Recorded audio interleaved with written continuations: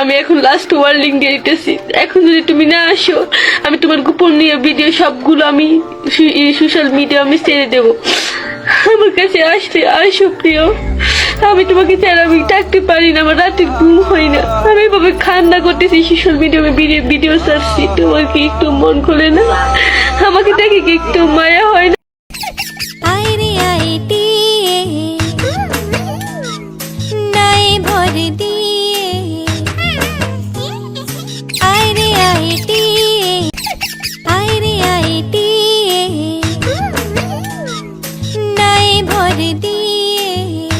আমি মারা গেলে মসজিদের মাইকে আমার মৃত্যুর কথা ঘোষণা করবে না, যত তাড়াতাড়ি সম্ভব আমাকে কবর দেওয়ার চেষ্টা করবে।